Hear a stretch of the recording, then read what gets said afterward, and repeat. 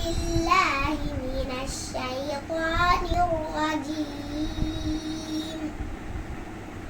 بسم الله الرحمن الرحيم. ولا طعام إلا من غسلين لا يأكله إلا الخاطئون.